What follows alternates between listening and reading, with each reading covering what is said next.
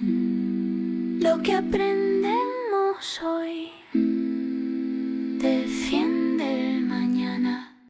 La razón fundamental, y que yo creo que además por lo que ha pasado en Venezuela, se nos han caído las caretas y las cosas se ven más claras, la razón fundamental por la cual los gobiernos apuestan por la transición energética no es la ambiental. El tema ambiental, sinceramente, les importa un comín. Son así de burros si quieres, pero bueno, no es lo que más les preocupa. La razón fundamental es esto que os enseñaré ahora. Y que dicho un poco a lo bruto es que nos estamos quedando sin petróleo. Y eso hace que todo el modelo que tenemos hoy en día no se pueda mantener. Hay una necesidad de hacer la transición energética, pero no porque estemos muy preocupados por el medio ambiente o porque pensemos que, oye, es que esto... Tenemos mucha conciencia ambiental. El otro día me entrevistaron para la radio de aquí, no, para la radio de aquí, o por la tele, no me acuerdo, para la tele de Castilla-Mancha, y entonces me decía, bueno, pero la gente lo aceptará. Digo, señora, que esto no tiene nada que ver con que nos guste o no nos guste, que esto se nos tira encima, que además aquí no hay nada de cuestión de decisión moral propia, que nos estamos quedando sin petróleo, que no hay más cáscara. Cada una de estas barras es un año, desde el año 2000 hasta el año 2022, y cada una de las barras representa cuánto dinero invertían las compañías petrolíferas en buscar nuevos yacimientos de petróleo y ponerlos en marcha. Y también mantenerlos existentes, lo que se llama upstream en inglés. Y como veis, desde el año 2000 hasta el año 2014, aumentaron mogollón el dinero que se gastaban en buscar nuevo petróleo y ponerlo en marcha. Básicamente multiplicaron por 5 el gasto. Desde el año 2014, como veis, con altibajos, ha caído alrededor de un 50%. Y esto no es porque de repente a todas estas compañías petrolíferas les ha entrado una gran conciencia ambiental, tengo mucho remordimiento. Hombre, ¿qué va? La razón es porque el tipo de yacimientos que quedan son cada vez peores, tienen peor rendimiento y no es tan fácil ganar dinero con ellos. Entonces, se sigue invirtiendo, sí, y siguen invirtiendo la mitad de lo que invertían antes, con lo cual se siguen encontrando yacimientos y se siguen poniendo en marcha nuevos yacimientos, pero con menos intensidad que antes. Justo en un momento en el que todo lo que tenemos en marcha ya está muy envejecido y cuesta mucho de compensar, justo en un momento que el tipo de petróleo que estamos extrayendo es de peor calidad. Y para mantenernos igual tendríamos que ir incrementando la inversión, no reduciéndola, y la estamos reduciendo. Una cosa que no sé si sabéis, y si no sabéis os va a impactar, Repsol, ¿sabéis? Repsol, una compañía petrolífera, Repsol ha cerrado su departamento de exploración. Repsol, compañía petrolífera, ya no busca más petróleo. Básicamente trabaja con los yacimientos que ya tenían y, bueno, y evidentemente comercia con entre nosotros. Hace poco ha salido Johnny Matt diciendo, vamos a multiplicar por 3 la inversión en Venezuela. Sí. Que era una puta mierda de inversión y la van a multiplicar por 3. O sea, 3 putas mierdas, con perdón.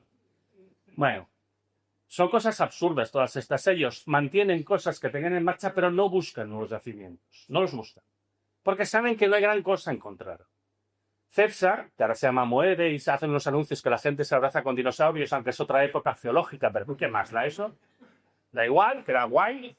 Bueno, pues Cepsa, Moeve o como le quieran llamar, tampoco buscan. Es gracioso porque hace un año de una conferencia en Zaragoza, en la Facultad de Geología, y hablando con los geólogos, y bueno, ¿cuál es el plan de Cepsa? Porque ya no buscan petróleo y hace poco lo hemos sabido.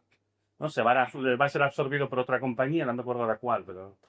O sea, que básicamente se retiran del negocio. Esto es lo que hay. Y esta es la situación que tenemos.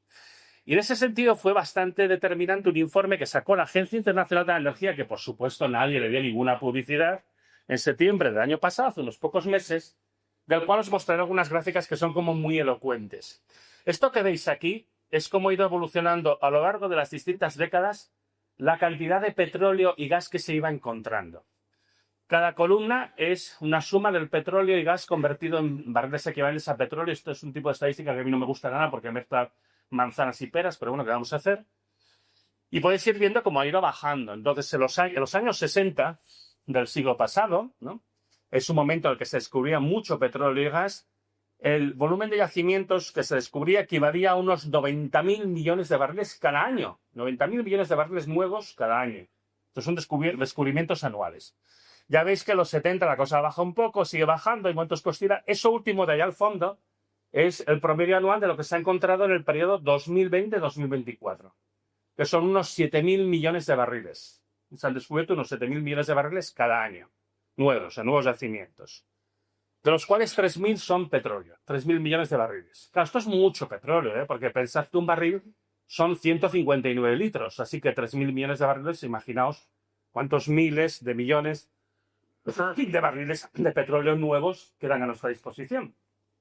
Pero para saber si eso es muy grande o es muy pequeño, una cosa que podemos hacer es compararlo con cuánto estamos gastando. Esto es lo que hemos encontrado. ¿Y cuánto estamos consumiendo? Como digo, en este periodo último se han encontrado 3.000 millones de barriles cada año, pero es que cada año se han gastado 36.000. Con lo cual, esto no pinta muy bien. Pero es que además llevamos no compensando lo que consumimos desde hace unos 40 años. En estos años anteriores que se encontraba más, tampoco cubría lo que estábamos consumiendo. Y la situación es todavía más tétrica, porque en este momento sabemos, está en el mismo informe, que el 80% de los pozos de petróleo que existen hoy en día y el 90% de los pozos de gas han pasado ya su máximo de extracción y ya están cayendo. Porque esto es lo que pasa con cualquier pozo, llega hasta un máximo y después empieza a caer progresivamente con el tiempo, pero cada vez produce menos, ¿no? Con lo cual todo depende del 20%, que sí que puede crecer un poco, en el caso del petróleo, y del 10% en el gas. Con lo cual, con esos mimbres, pues aquí tenemos la cesta que nos sale. Esa es la previsión que sacan en ese mismo informe de cómo va a evolucionar en los próximos años la extracción de petróleo y de gas, cómo evolucionaría si no nos gastáramos ni un duro más, si simplemente mantuviéramos en marcha lo que está actualmente en marcha. Y como veis, de aquí al 2050, es que se ve mal la parte de abajo, pero bueno, de aquí al 2050, los próximos 25 años básicamente, se reduciría a la cuarta parte de lo que es hoy en día. O sea que imaginaos el problemón que se nos vendría encima. Sí que invertimos en mejorar y mantener los pozos existentes y sí que invertimos en poner en marcha los yacimientos que ya tenemos conocidos y que aún están siendo explotados, la situación mejora, pero tampoco es para tirar cohetes. Quiere decir, igualmente hacia el año 2050, en los próximos 25 años, la producción caería aproximadamente a la mitad de lo que es hoy en día. Por lo tanto, todo depende de que empecemos a descubrir nuevos yacimientos de petróleo y de gas a lo loco, para compensar estas caídas tan bestias que se nos vienen encima. Cosa que yo creo que es bastante improbable que suceda, sinceramente. Con lo cual, estamos abocados a un futuro en el que va a haber cada vez menos cantidad de petróleo y gas. Y esto son limitaciones que impone la geología. Esto no es por cuestiones ambientales, es porque se agotan los pozos. Los pozos llegan a un momento que llegan a su máximo y empiezan a caer. Y no es cuestión de inversión, es cuestión de rendimiento. Es decir, claro, los economistas dicen, bueno, depende del precio del barril. Yo, que soy físico, lo veo de una manera mucho más sencilla. Miro cuánta energía se gasta y cuánta me devuelve. Como me dé menos que la que se gasta, eso no va a hacerse nunca. Porque es imposible que salgan las cuentas económicamente si no salen energéticamente. Y este es el problema aquí. Cada vez estos pozos cuesta más extraer y por eso al final acaban cayendo. La situación actual es bastante interesante. Aquí también, bueno, ahora como es, cuando empiezan a faltar cosas, lo que empiezan a sobrar son estadísticas. Entonces tenemos manipulaciones diversas para no ver el problema que está pasando. Entonces, en particular, cuando se habla de petróleo es muy normal que te hablen de todos los líquidos del petróleo, y esto es lo que veréis cuando veáis noticias en los diarios, te hablarán de todos los líquidos del petróleo. Que todos los líquidos del petróleo incluyen una categoría que se llama los líquidos del gas natural, que eso sirve para hacer plásticos. Pero no sirve ni para hacer gasolina, ni para hacer diésel, ni queroseno, ni fuel oil, ni nada de lo que se quema, ningún combustible. Si nos quedamos con la parte que sí que sirve para hacer combustibles, es decir, la que sirve energéticamente, tenemos que la producción de crudo y condensado, que es esa parte, llegó a su máximo en noviembre del año 18, esto es lo que pasa en los últimos años, desde enero del 18 hasta ahora, básicamente. Llegó a su máximo en aquel momento, luego empezó a bajar, repuntó un poco en el 2019. Aquí cae, mira la curva verde. Aquí cae de manera muy bestia porque es la COVID, se cierra todo, ¿vale? Y luego, pues el resto del año 20, 21, 22 cae por la invasión de Ucrania y se recupera enseguida. Y bueno, pues todo lo que es el 22, 23, 24 y la mitad de 25, lo que pasa es que estamos en esta zona que está como un 2-3% por debajo de los niveles del año 18.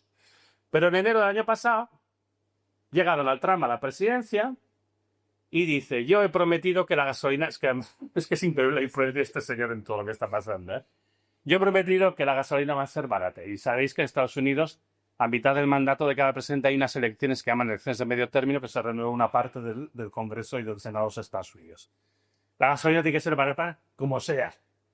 Y entonces, ¿qué han hecho en Estados Unidos? Han abierto todos los pozos de fracking. Da igual si sean rentables o no. Se están consumiendo todos los pozos que estaban en reserva. Que al ritmo que los están gastando les queda un año para que se queden sin ellos. Bueno, un año.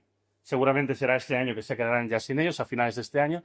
Pero con eso han conseguido aumentar la producción y han pasado el nivel de noviembre del 18. O sea, en noviembre del 18 estábamos en 84,6 millones de barriles de crudo y condensado y ahora estamos en unos 86. O sea que realmente bien, bien, porque lo que pasa es que, claro, la curva roja es lo que prevé el Departamento de Energía que va a pasar en los próximos meses, que curiosamente ahora sí que coincide, normalmente no coincidía, pero ahora sí que coincide con la expectativa. Y bueno, cuando se acaben los pozos de fracking que había en reserva, bueno, ya habrán pasado las elecciones y yo que sé, invadirá otro país. La cosa es tener a la gente distraída. Todo apunta a que va a haber una caída muy precipitada. O sea, precisamente el hecho de que se haya abierto todo para mantener la situación ese tiempo provisional, lo que va a hacer es que después la caída sea más rápida, pero bueno, esto es lo que hay. Si te interesa entender mejor el mundo, hay más vídeos esperando.